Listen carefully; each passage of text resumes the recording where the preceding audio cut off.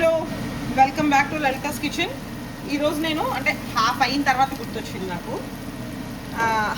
Half boiled egg curry చేస్తున్నాను.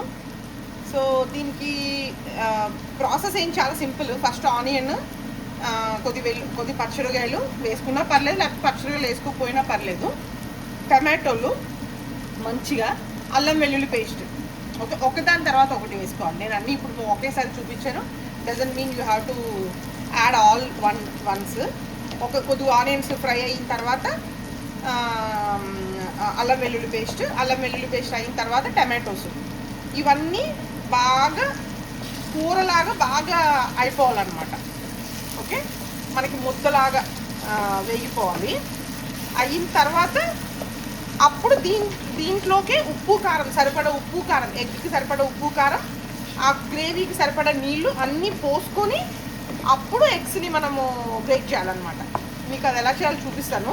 ప్రస్తుతానికైతే ఇది బాగా టమాటోస్ ఇట్లా చంక్స్ లాగా ఉండకుండా మంచిగా మ్యాష్ అయిపోవాలి టమాటోస్. సో దానికి ఒక 2 నిమిషాలు ఫ్రై చేద్దాం ఇట్లాగా మూత పెట్టి. ఓకే, సో దాని తర్వాత చూద్దాం మనం టమాటో చూద్దాం. అవసరం మంచిగా గ్రేవీ ఎలాగ అయిపోయింది చూసారా. సో ఇప్పుడు మనం ఏం చేయాలంటే కర్రీకి సరిపడా ఉప్పు,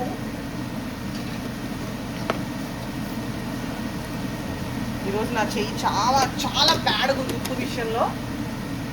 బికాజ్ పీనట్ చట్నీ చేసే పొద్దున్న ఆల్మోస్ట్ ఇంకో కేజీ పీనట్స్ వేసినా అది ఉప్పు కవర్ అవ్వట్లే. ఆల్రెడీ పచ్చడిగా వేసాను కాబట్టి కారం ఎక్కువ వేయట్లేదు. ఓకే, సో ఇది పసుపు కారము కలపకూడదు, అట్లే పెట్టాలి దాన్ని, అంటే కారం ఉడకాలన్నమాట. సో ఇట్లా మూత పెట్టేసి ఆ కారం ఉడికిన తర్వాత అప్పుడు మనం నెక్స్ట్ ప్రొసీజర్ చూద్దాం. ఒకసారి చెక్ చేద్దాము. సో ఇప్పుడు కొద్దిగా కారం ఉడికిపోయింది కదా, దీన్ని మనం కలిపేసుకోవాలి. కలిపేసుకొని ఇప్పుడు కొద్దిగా నీళ్ళు, ఎక్కువ నీళ్ళు పోయకూడదు.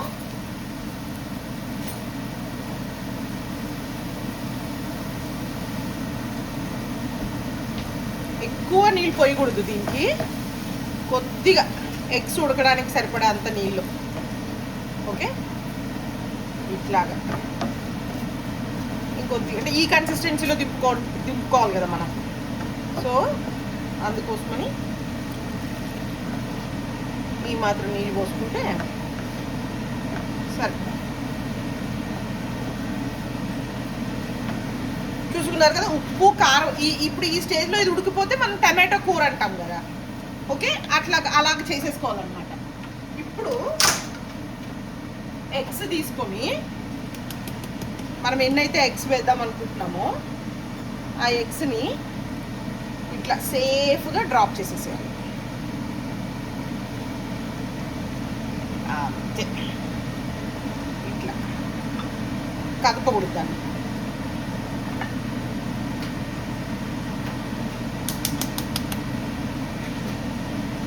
ఇట్లా ప్లేస్ పెట్టుకుంటే మనకి అది నీళ్ళు వచ్చేస్తున్నాయి. కానీ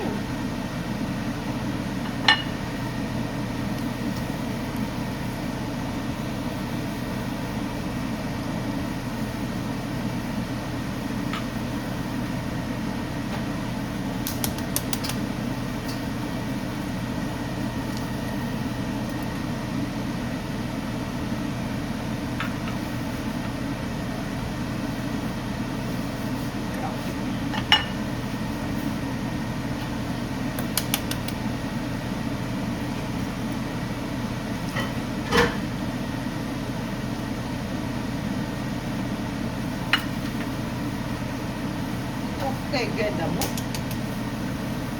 ఒక చిన్న ప్లేస్లో ఎక్కడో దగ్గర.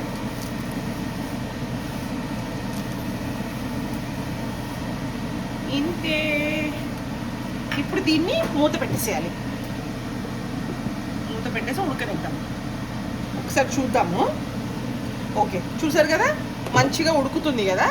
ఇప్పుడు చాలా జాగ్రత్తగా, ఒకవేళ if you are not confident don't do anything. లేకపోతే ఇట్లాగా మనం వేసిన ఎక్కడైతే ఎగ్ వేసామో దాన్ని చాలా జాగ్రత్తగా ఇట్స్ వెరీ సెన్సిటివ్ కదా, దాన్ని జాగ్రత్తగా తిప్పుకోవాలి.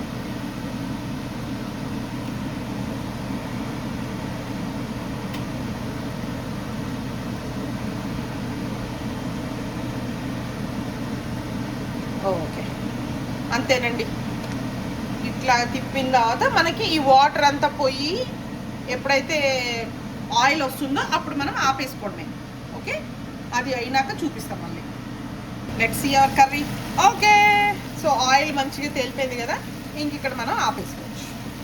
ఇంతే, యమ్మీ. దీనిపైన కొత్తిమీర వేసుకోవచ్చు కావాలనుకుంటే, అట్లా నేను ఇంకేం వేయను. పచ్చిమిరలు కూడా అవాయిడ్ చేసుకోవచ్చు, ఎందుకంటే అది కూరలో కలిసిపోయే ఛాన్సెస్ ఉంటుంది పిల్లలు తినేటప్పుడు. ఇంతే, యమ్మీ యమ్మీ హాఫ్ బాయిల్ కర్రీ. ట్రై చేయండి, ఎట్లా వచ్చిందో చెప్పండి. Okay, thank you.